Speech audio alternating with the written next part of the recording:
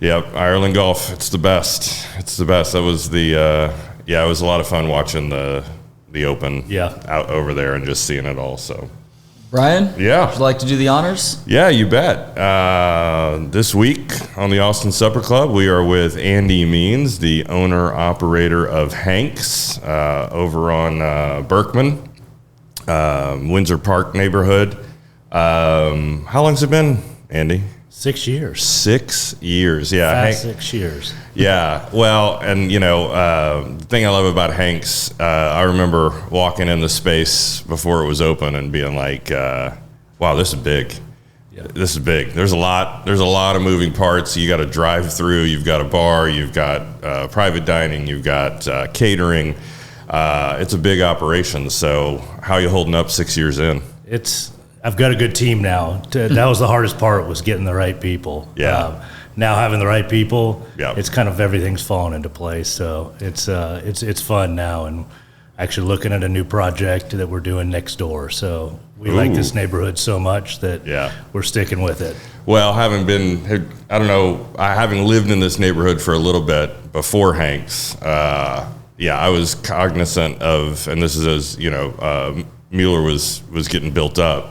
There wasn't a whole lot of an offering like this around, so it's a very popular spot for me and the fam. Post athletic events, post back to school events. I was thinking about it today. A little draft party in here. If anybody looking for a place to host their fantasy football draft, we can get into fantasy football a little bit. Do you play fantasy football? I play. I mean, that's okay. It's the text chains are starting to fire up in the last couple of weeks. So yeah, they are. They kind of go dormant. Are you guys y'all have text chains for fantasy football? They're as damning as mine are. Borderline criminal at times. My wife cannot see them. It's a good way to put it. So is this your first entrepreneurial venture, Hanks? We had Henri's before on South Lamar. Okay. It was a cheese and wine shop that had a little cafe menu, small 30-seat. It was fun. I was in my 20s when I did it. Had a fire there. Once that happened, we kind of knew we wanted a bigger space, and my business partners brought this space to me and said, "Go take a look at it." And it was something I had never laid eyes on up here. As soon as I saw it, I saw the potential. It was kind of just a laid dormant space that had been empty for about 9 years, and it needed to have some life breathed back into it, and we were excited to do it. So you just said something about Hanks, about finally having the right people in place. That's a lesson that sometimes takes business owners a few years to realize that you can't do everything yourself. Is that something that you recognized at that previous stop at Henri's, or did it take running Hanks to understand that you needed to find the best people to surround yourself with, because not only are they going to do a good job, but it's going to make you look like you're doing an even better job than you already are? With this, it's a different beast. I could do everything at Henri's because of the size of it. Here, with over 100 employees, I tried to do that for the first 18 months. Oh, wow. Can't do it. Exhausting. Exhausting. I was here 18, 20 hours a day. Things weren't running how they should have run because you can't do everything. Then I was able to get the right people in here and kind of step back and let them thrive and use their expertise. And now with them here, I can watch it from above and say, I've got the right people in here. They're doing their job correct. But again, always room for improvement. And it's just fun to have the right people to be able to communicate with and train and watch the space. And it's ever morphing with 100 employees because turnover in restaurants is so high. It seems like we're always hiring and we're always looking for new talent. And so we're always training and getting those new employees trained to buy into the culture that we want here is the biggest challenge. Gosh, so if you started in 2019, that's great timing with what was right around the corner in 2020. And the whole idea of turnover in restaurants seems to only be more exacerbated since then, too. For sure. When we opened, we had about 120 employees. And then when COVID hit, we dropped down to 13 employees at the peak of COVID, and then had to build it back up. So it was definitely a challenging time. And things that really helped us, like having a drive-through during COVID, and it was just so many, moving parts. And I've had this same team here of the management team since about the COVID time. So having them pitch me ideas and how we could best serve this neighborhood and make it easy for the guest to come in and get their food, and it was really fun to see, and challenging, but it's nice to be running at a smooth sailing court that we're not dealing with things like that. How'd you get into the industry? I don't know the answer to this question. Well, I've known you since Hank's opened. Actually, I'd met you, I think, in the Henri's days, but how did you get in to hospitality? In 2001, going to school at University of Georgia, being in Athens, I kind of got obsessed with a few restaurants there, the main one being the Last Resort Grill. Okay. So I got super into it, and in my third year, I said, I'm getting out of University of Georgia. I'm going to San Francisco. I'm going to go to culinary school. So I just left Athens, moved across the country to San Francisco, got into restaurants. I was super into it, and then just kind of ran with it. And I had a little 3-year hiatus back in 05, 06, and 07, where I did some real estate stuff. And then the 08 crash hit, and I said, okay, I'm going back into restaurants. It's too much fun. Real estate wasn't for me. So that's kind of how it all started. Oh man, that's awesome. It's a more common story than it's been in the past, where the bug gets you, and obviously you go and you go to those cultural meccas, you go to those restaurant meccas, and you just dive headfirst into all the food, all the wine. That was a good time to be in San Francisco also. I know San Francisco has had its up and downs in the last 10 or so years. That was like a golden era for that city. I talked about it the other day at dinner with somebody that we both lived out there. He worked at Olivetta over in the Piedmont, and I worked down at Gary Denko, and we just talked about how great that time was, and we haven't been back to the city in 4 or 5 years, and just hearing that things have gone downhill some, but the neighborhoods are still great, and just talking through how we hit it perfect to be out there at that time. It was a lot of fun, and it's a great city. Love that city. And what brought you to Austin? It's the real estate job. Okay. That's when I got into, I worked for a company called DMB Realty. They do high-end developments. We did one out in Horseshoe Bay. Okay. At the time, it was called Skywater. It was a Jack Nicklaus signature golf course. Yep. So we went out there, did that. 08 hit. Yep. And the market just stopped. And I was like, I'm not going to just sit here and do nothing all day. So that's when I was actually riding my bike down Lamar and saw the Henri space go up for lease on Lamar, and I lived right behind it. And I was like, that's it. I'm going to do cheese and wine and cafe food out of this space. And that was back. Yeah, there was a good little triumvirate there with Barley, Henri's, and then the Horseshoe. Yep. That's where you were. Interesting. Yeah, okay. Lick. That's where Lick started too. Yeah, it was, that parking lot would get crazy when we were all motoring on full steam. Yeah, definitely. It was fun. Well, that was also the start of transformative era for Austin dining also, as we've discussed on this show previously, Brian, that 2008, 2009 time, because that's when I moved away, and I would come back sporadically from Oregon at first and then from Chicago, and I'm like, every time I came back, every 6 months or so, it's like it was a completely different city in a lot of ways. Well, and I think that, what's interesting about that 08, situation, right, was the nature of that, of the mortgages and that crisis.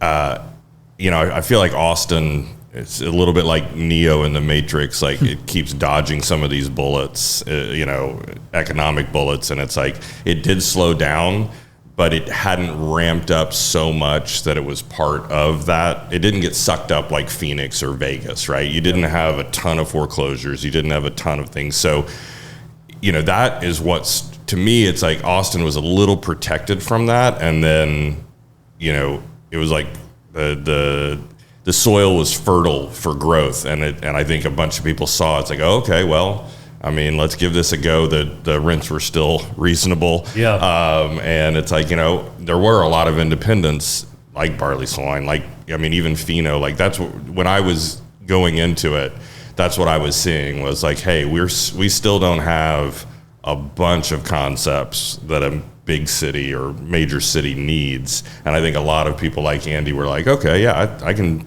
throw my hat in this ring and grow with it. So, we keep looking back, not to date ourselves, but yeah, that was a good run for Austin restaurant growth for sure. And we definitely grew now. I mean, we are big. Yeah. And so what I want to talk about the new place. What's the motivation to do another one? Meaning, it's you've been in the industry now. It's like, okay, I know everybody wants to keep growing, but talk about this new concept that you're now starting to, develop and flush out. What's it going to be?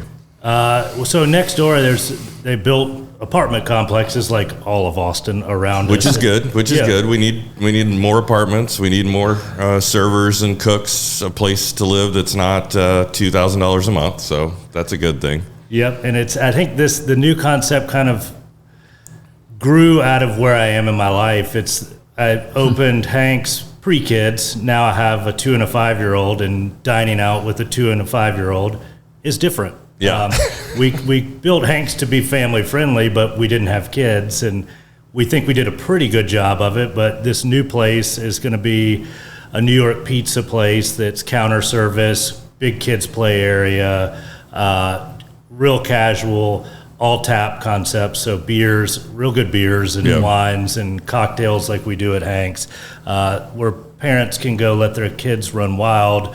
And then enjoy a libation that's good. I mean, I think that's the hardest part of Austin is there's still not a ton of places that are kid-friendly where there's kids' play areas and arcades and things where you can get good food. It seems like it's mediocre food if the kids have a place to play. We want to combine both. Yeah, marry the both, right? As the fathers of 2 kids ourselves, we love that idea, and we've kind of maneuvered those waters over the last several years and tried at certain places. And fortunately, because I've been taking my kids out to, or my wife and I have been taking our kids out to restaurants since they were literally like a weeks old to various places in Chicago and now Austin. They're usually pretty well behaved, but there have been those moments where it's like, y'all have a choice right now. You can either act like little humans or we're not fit for public consumption. So to have the option to run around a little bit helps to burn that energy off before the food does get there. As far as Hank's is concerned, I want to go back a little bit because I don't want to assume people necessarily know about this place. Brian, you bring your family here regularly. I've only been here on my own, but I've had some delicious lunches. And actually this morning I tried the breakfast over at the cafe for the very first time. When you meet somebody for the very first time and you tell them what you do and what you own, and they ask, well, what is Hank's? What do you tell them? I tell them it's an American neighborhood restaurant. Okay. It's comfortable, and we kind of modeled it after the Hillstone Group. I mean, because that's what I grew up in Atlanta, and I grew up eating. That was like special Sunday nights with the family. We would go to Houston's, which is the Hillstone. Okay, I didn't realize that. Yeah. So it's all comfort food. But this is much brighter than Houston's is, though. It's much brighter. They're dark colors and everything. So I was going to say that's where your better half came in, and really, from a design standpoint, really nailed it, in terms of big open areas, good colors. Like I always felt like, this restaurant always showed well on Instagram in an Instagram era. So it was, got to give Jesse some love for. Yeah, my wife and Claire Zinneker did the interiors here, and they did a great job. And my wife's working with a friend named Maya Nairn to do the interiors over at Big Al's. That's the name of the pizza place, and it'll be a totally different look at where this one kind of is the airy light open. That one we're kind of doing, Lower East Side, New York, dark sports, TVs, come watch a game at the bar, have a slice of pizza and a beer. So you'll see the similarities in some of the cocktails and how we run our tap programs and everything, but it's going to feel much different in that space. Well, that's very befitting for a pizza place. I know you said before we started the broadcast that you guys spend your summers in Colorado. Where in Colorado exactly? In Steamboat Springs. Okay, Steamboat. So I'm familiar with Breckenridge in the summer. There's a place called Eric's there where it's like this downstairs pizza place. They've got a little arcade.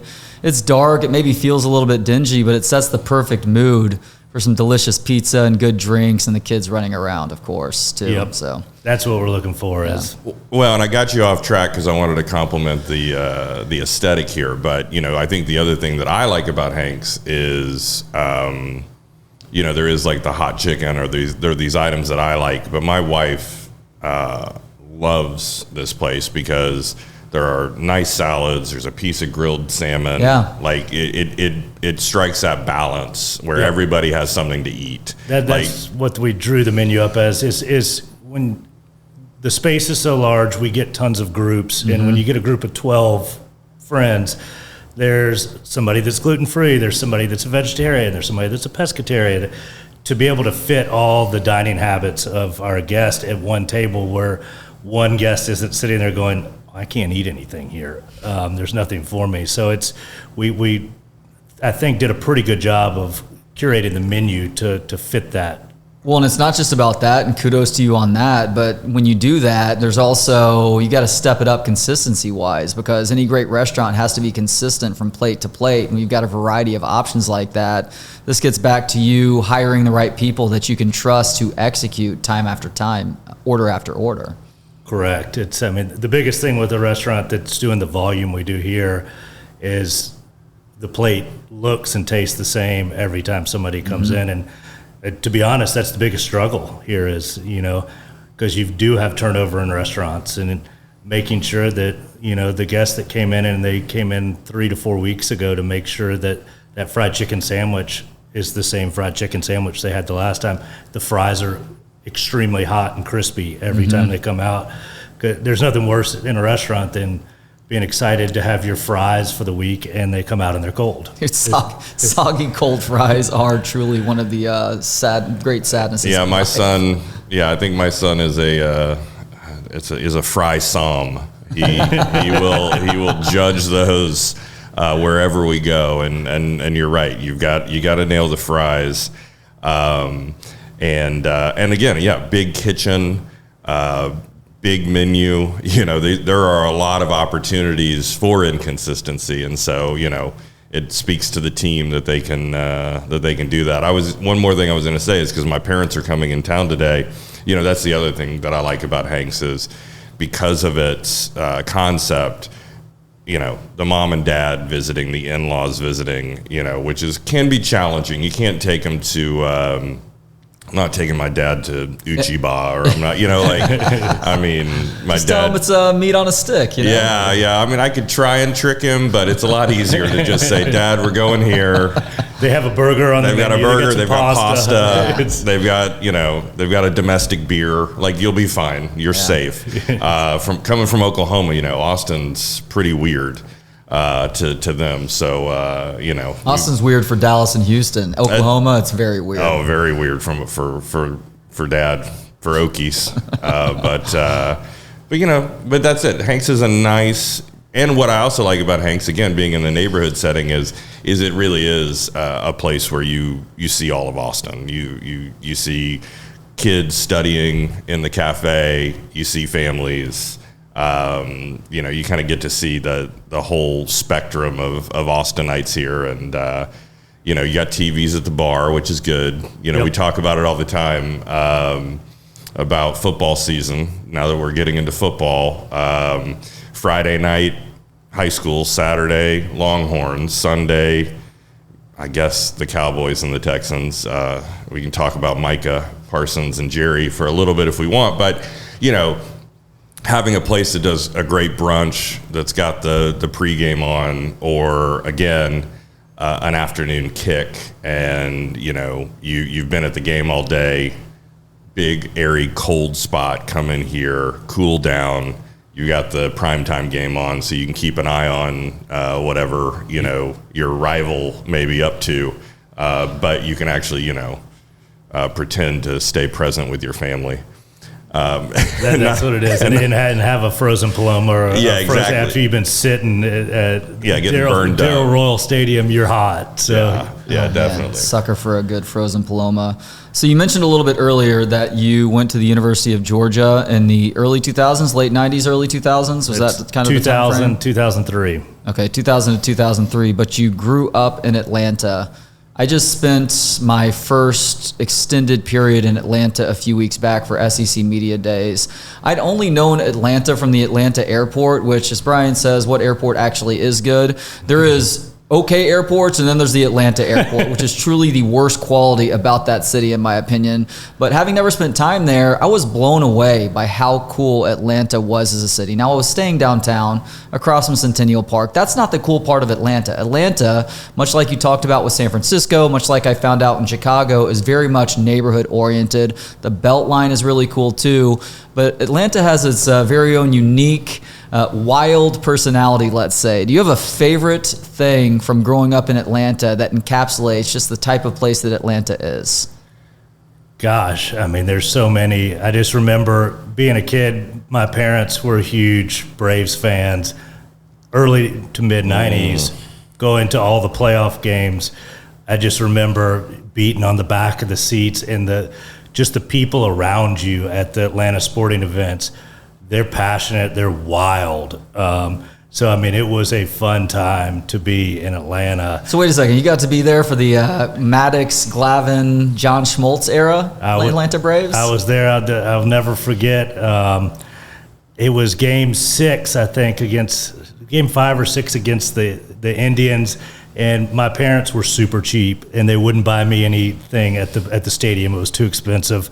My mom went to Eckerd's Drug and got me a tomahawk, and it was the cheapest tomahawk. It was plastic, and it had a whistle on it.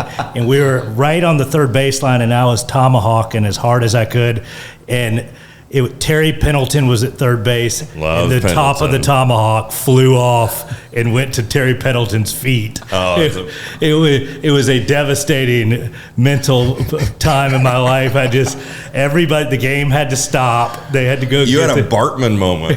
For sure. Oh my goodness. Unintentional. Still 1,000 times better than what's currently being thrown on the floors at WNBA games. So at least you can take solace in that. This is true. Well, I mean, people are paying their mortgages with these bets on the color of what's getting thrown. I saw it started with Gatorade colors, and now it's the color. I saw the volume of bets on what color is actually more than the volume of bets on the actual game.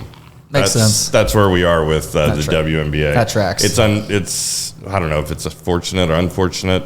I like women's sports. I want to see good basketball, but this is it's a weird. How did it start? Do you know? It started about a week ago. Somebody threw it on the floor of, I forget which game it was. And since then, it just seems to be snowballing and happening at most games happening over the last week now. And it is a big eye roll. Yeah, it is. It's providing an interesting level of interest for the league, let's just say. But this is what basketball has become, unfortunately. Yep. Really over the last 20 plus years now, where it's all about the gimmicks as much as it is the quality of play on the court. And I hate that for the players of the WNBA, because the quality of basketball that is being played right now is really good relative to where the sport was 20 years ago. So to have to lean on, let's call it rivalries, let's call it some racial stuff to try and generate a little bit more interest, and now this, it's just like, it makes me a little bit sad, because I know that there is a very serious attitude being taken towards continuing to improve the product for that league, but they're also playing very much behind the 8 ball right now. So as they say, Brian, any publicity is good publicity, including giant phallic shaped rubber publicity. It's amazing. What a world. So getting back to Atlanta, though, you go from that city to Athens, which is like an hour and a half away from Atlanta? It's about an hour away from Atlanta. What was the experience at Georgia like? You talked about some places that you love to go grab a meal. Did you enjoy being a Bulldog student for those 4 to 5 years? I shouldn't have left. I go back as much as I can. Athens is such a great town. I mean, speaking of the dining scene, I went back last year. I go back for a couple games every year, and we went to a restaurant, Sea Bear, and it's oysters, seafood, and we had 4 of us, and we ordered the whole menu 3 times over. Each one of us had 3 or 4 cocktails. We get the bill, and it's $210, and it's like, wow, this is what I could be doing. It's and that's what lunch is for 2 people in Austin if you're having 3 to 4 cocktails. So it's a great town to go back to. It's just got a great feel, especially on a Saturday afternoon in the fall. This year, all the UT guys, they've all hit me up. They're going to be there, November 15th or whatever the date. I'm going back. You're going to be back there too? I will be back doing a golf trip / UGA UT game weekend. So it's going to be a fun weekend. And most of those guys have never been to Athens. There was no reason for them to go to Athens. So they're all excited. It's going to be a fun weekend. Yeah, it is. Not to be the Sooner that talks about the schedule, but be the Sooner that talks about the schedule. Well, I'm just, again, I missed Oxford last year. Oxford's high on the list, but Athens, I think, is probably the away game that I really want to hit just because of the food and the vibe and the whole, playing between the hedges. Come on. You got to go. If there's a city that parallels, and correct me if I'm wrong here, this is what I've always heard. I've never spent any time in Athens, but if there is a city that kind of parallels the type of city that Austin is in the SEC, it's Athens, correct? I would say from everybody I've talked to, if you went to UT in the 70s, same vibe as what Athens is now. It's 100,000 people, 150,000 people, I think, that live in Athens. So I think the parallels are really strong, and it's both towns are fun. The downtown scenes, they're compact, and the bar scene is great. The restaurant scenes are great. So I think the people that go from Austin to Athens for the first time are going to feel right at home, and they're going to get barked at a little bit. But that's just part of the weekend. Now, your buddies that are going with you on this golf/football trip are lucky because they have you as a personal tour guide. But for any Longhorn fans listening right now who may be going up there for the first time, because I might be in that category when it's all said and done, what are some suggestions that you have for people around the game? We assume, we hope, we keep our fingers crossed that it's going to be a night game like the game in Austin this last year. So folks might have some time to kill maybe on Friday, maybe even going into Sunday if they're coming back on Monday. Some restaurants perhaps, some other things to do around Athens that people really enjoy, other than tailgating, of course. The tailgates are great, obviously, but just hitting Broad Street, downtown Athens, look online, find a restaurant that you want to go to. They're all stacked downtown, and then hit the bar scene after it. It's pretty special. I'm sure the UT weekend, the Georgia Theater will have a good show planned. Great place to see music. If you like a beer, Creature Comforts. It's a big brewery. It's downtown, next door to the Lash Resort, the restaurant I was talking about earlier. Tropicalia beer is one of my. Every time I'm in town, I've got to go have a Tropicalia. What is that? It's like a IPA, but it's light. It's a good pregame drink. Okay. Don't have 6 or 7 of them. They have a lot of alcohol in them, but it's a good start to the night. Excellent. Well, how are you feeling about Georgia football? Yeah, it's this year. I think it's going to be wide open in the SEC, so it'll be interesting. I always feel good because of the way Kirby runs the program.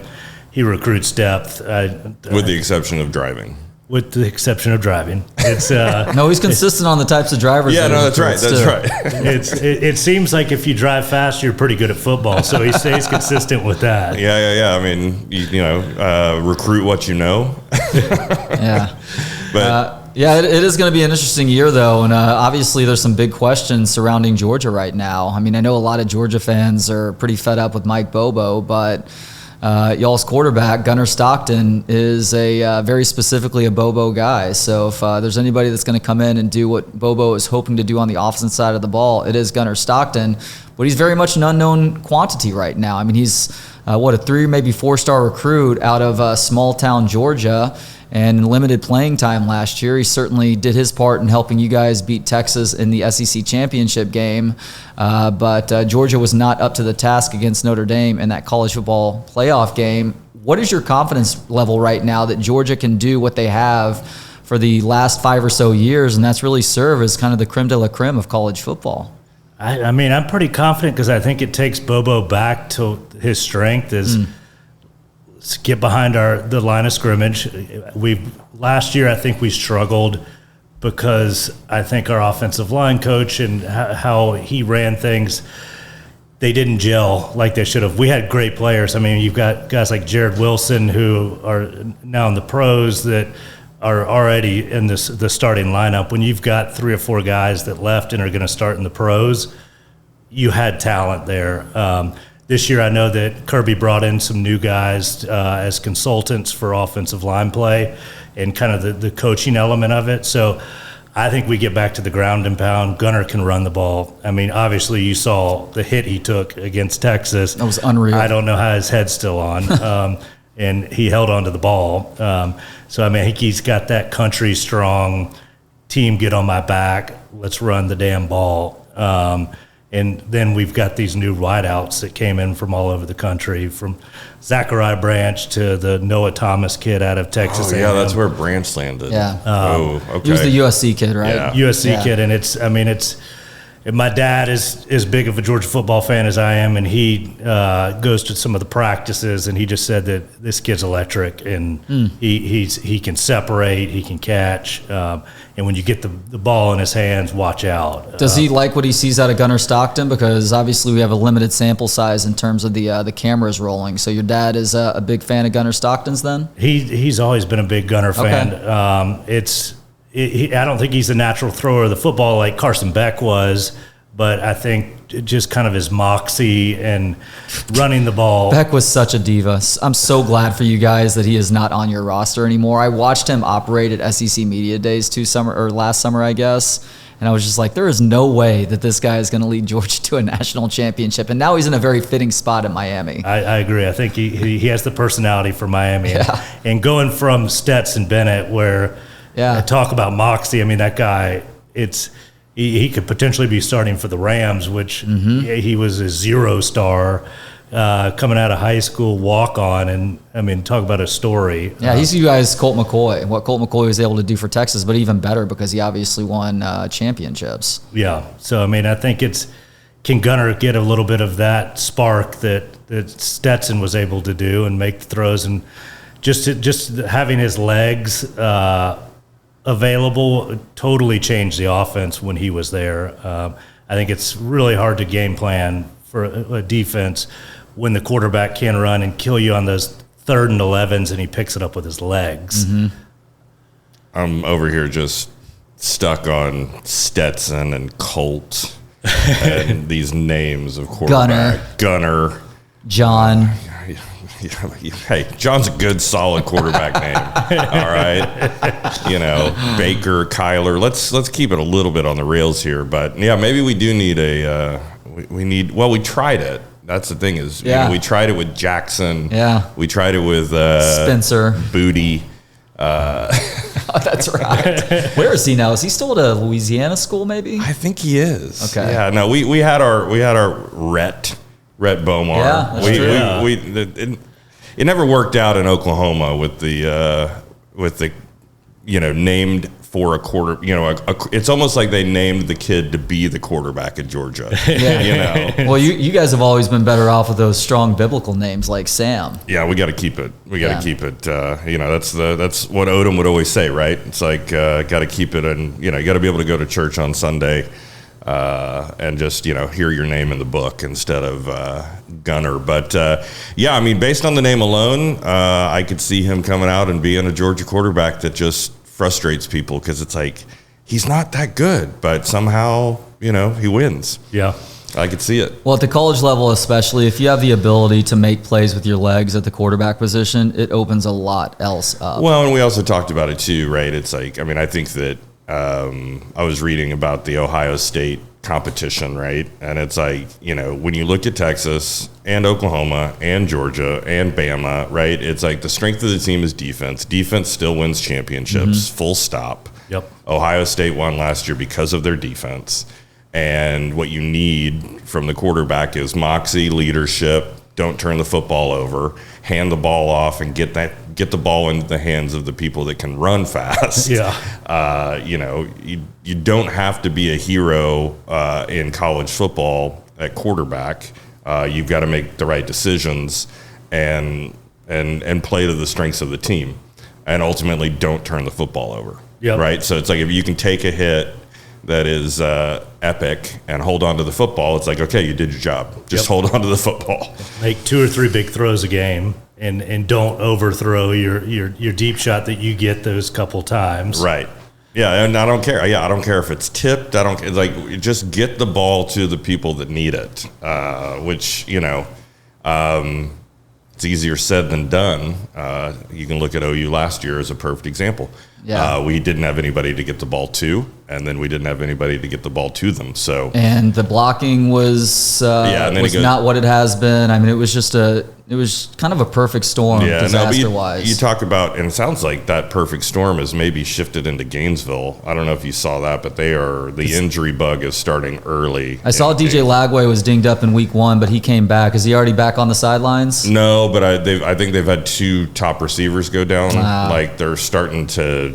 Yeah, I hate that. I don't want any program to have to deal with injuries in the preseason. No, I know. I don't like that at all. You want to beat everybody at full strength, right? It's I mean, unless you're Texas, and then you're just going to keep talking about the one Cotton Bowl game that we didn't even have a quarterback, and somehow that was justification.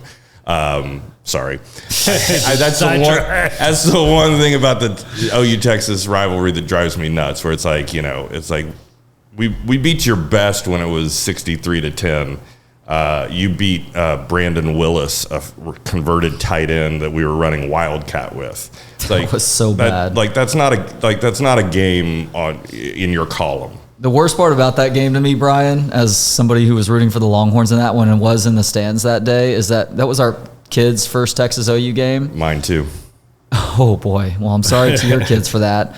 Although your son is an Oklahoma State fan. Well, so he wasn't at the time, and he was in tears, and I made them stay. I stayed to the very end of that game, and I was like, no. I was like, we're going to take the loss just like we take the win, and we're going to walk through the midway, and we'll listen to everybody run their mouth, and that's fine. I was like, this is part of it. It's part of the rivalry. And then that way, when Caleb does his magic, we get to throw it right back at them. So my kids, who should have been just soaking it up, were ready to leave before the end of the second quarter. I'm like, no, you guys don't understand something. This has very rarely happened in my lifetime. We're sitting here through at least the end of the third quarter.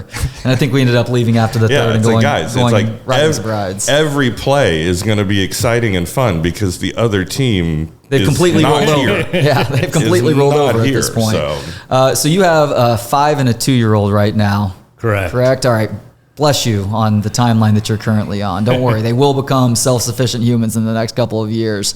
I do want to ask you, though, and I like to ask all parents this. What do you love about fatherhood, Andy? Gosh, the unknown of every day. I mean, it's both my kids are, I would say, lean on the extremely wild side. So it's fun to see what they get into every day. My son right now, who's 5.5, has become a huge downhill mountain biker. So something I've never done in my life, and I got to try and keep up with him all summer. And at 5? At 5.5, he's gets totally geared up, his full face helmet, and looks like a little kid out of Rad. And then reference. Just scorching down the mountain at like 40 miles an hour, telling me I'm going slow.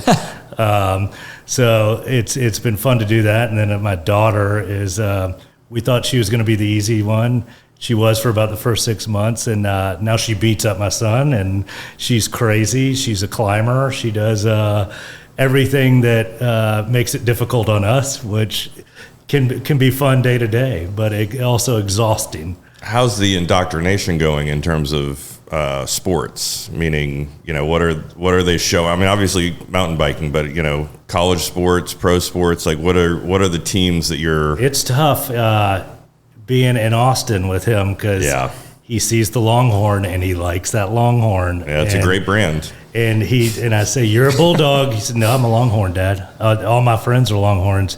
And then his best friend is his parents grew up in Philly, and being from Atlanta, he wants, during the NFL, he sees the Eagles, and every baseball team he's on or anything, we want to be named the Eagles. I'm like, oh no, you can't be the Eagles. My son is an Eagles fan now also. I'm glad he's not a Cowboys fan at least, but I'm like, really, the Eagles? You're going to bandwagon like this? You didn't know anything about this team a year ago. And he's like, I like the Eagles, Dad. It makes it a little easier now that over half the defense on the Eagles went to Georgia, so I don't root for them. So that's the way in, maybe. That's the one thing. And the Falcons, as much as I want to be a fan, God, they just can't get it together. Hopefully this year. So that's a difficult team to be a fan for. Well, there are a lot of new Falcons fans in this city just because Bijan Robinson is such an integral part of that team. I think that team is going to be really good now that Penix is under center. And you guys, I'm going to be watching the Falcons too because it sounds like Billy Bowman might be starting at safety. Love that. It's a big loss for that defense last year. We talked about Danny Stutzman a little bit last week. Billy Bowman is a guy who just impressed me from beginning to end of his career as a Sooner. Yeah, and he's getting first team reps at safety.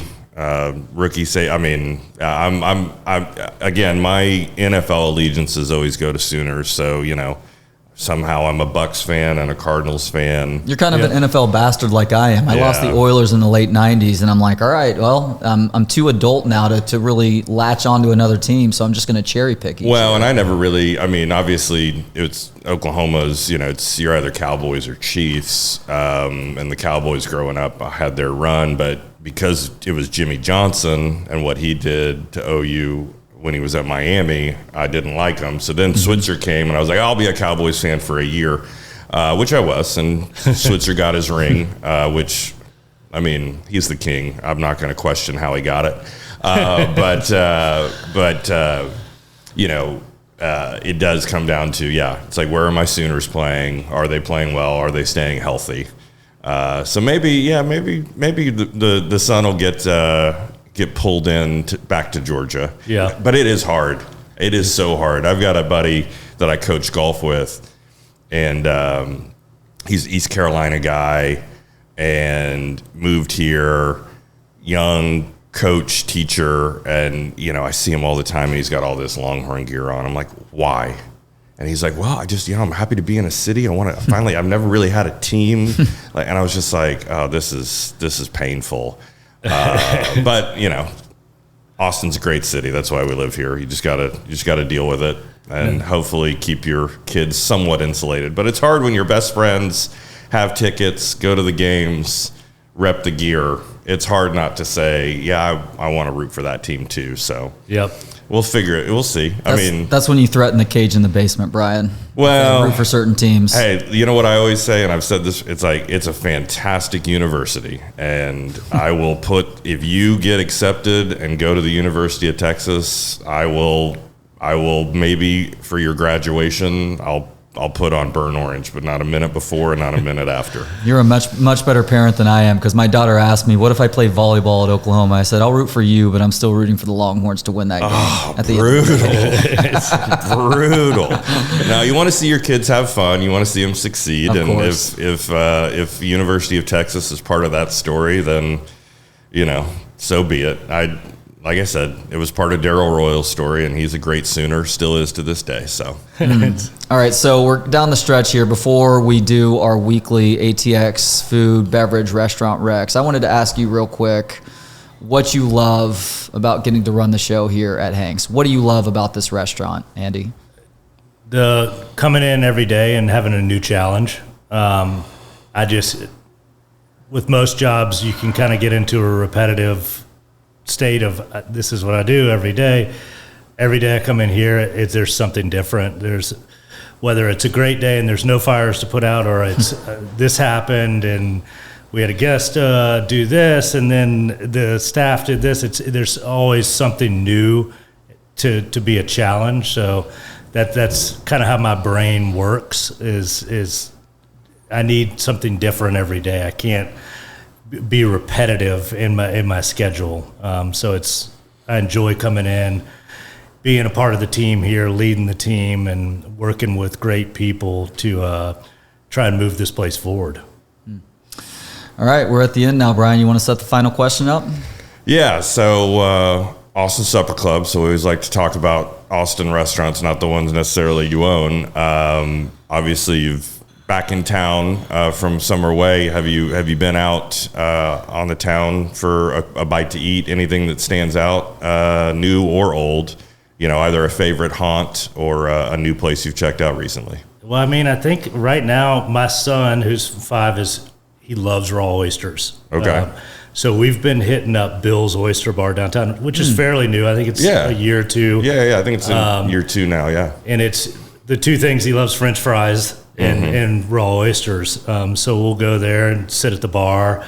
I like they've got the TV. They're always on sports. Yeah. So I can kind of zone out and see what's going on the talking heads on ESPN, because we're eating at 3:30 or 4 o'clock. So we'll go in, and he eats a dozen oysters in 2 seconds. So we've been hitting up that place. And then the other one that's always kind of been a staple, which to everybody in Austin, is we live right next to Matt's El Rancho, and that's a 2 to 3 times a week gig for me to go sit and take the kids, sit out on the patio, let them run around, enjoy the chicken fajitas and a Bob Armstrong. So love it. Bob Armstrong clogging Austin guts for decades now at this point. That's right. Well, we had back to school night for the 6th graders. Did a little bit of bowling. Don't have a ton of time to talk about how dialed in my bowling is right now. What does that mean? Were you closing in on 300? No, not 300. Like I said, we don't have time. We'll talk bowling next time, but definitely in the mid 2s. Oh, wow. Yeah. I did not know this. Yeah, well, I always say that, and my dad's visiting today. It's like I inherited the redneck gene from my dad. I can bowl, I can throw darts, I can play ping pong. Do you spin the ball, or do you throw straight? I spin. So, and I can also smoke a carton of cigarettes if I need to. No, so did that, and then we went over to Bambino, which is a pizza place on Springdale, and they've got this Trackman is what it's called. They've got this killer pie with pepperoni and hot honey. It's really good. Son loved the cheese pizza. Had the star though, they sent us home with a peanut butter pie dessert, which was really good. It was like a Reese's Pieces kind of, or a Reese's Cup type inspired. And then I saw for kids out there, they're doing 80s movies night on Thursdays. So anybody looking for a place right now to take the kids, you can go see Pee-wee's Big Adventure outside. They've got a Playscape, so kind of the east side little pizza place. Nice. Will they be showing Rad? I think Rad should be added. My son has seen it 100 times. He will go. Okay, well let's. Does that movie hold up? It holds up. I mean, Lori Loughlin. Young Lori Loughlin. Yeah, love that. All right, so I'm going to stick with Spanish tapas this week, and I'm actually going to cheat a little bit because I'm going to recommend a spot in Atlanta for any Longhorn fans going to that game in a couple of months. Find a spot on the Beltline, walk a little bit of the Beltline, and grab that meal. Thank me later. It is a really cool area, walkable area that's been around for a while now, I guess. But there was a tapas place that we went to when I was at SEC Media Days called Barcelona that I highly recommend. So Barcelona or someplace else, yes, get a reservation if you can, and thank me later that weekend. The other one is a spot that's now over on East 6. It used to be right outside of Hestia. It's called Calimocho is how you say it. It's got an X in the name. Big, beautiful space. They do a great job with a lot of different things there. Really good bocarones dish. They've got the patatas bravas, which are pretty classic on that tapas menu. Highly recommend that, and it's a nice spot, and I've gone by there a couple of times during what should be prime time, and it was still fairly open, so in terms of how much seating was available. So that's a spot that you might be able to squeeze into. Maybe you had other plans down in that area, but that area has gotten so popular, so crowded that now that might be a good backup option for folks, or a primary option. I've read that menu. It reads right for sure. Andy, been a real pleasure chatting with you today. Thank you for having us into Hank's. This is a great spot for lunch and dinner, or you've also got the cafe for some coffees and some easy breakfast options. I actually had the bacon, egg, and cheese breakfast taco and corn tortilla this morning with that delicious green salsa. Thank you so much for the time, man. Thank you all for coming in. Glad to talk sports and restaurants.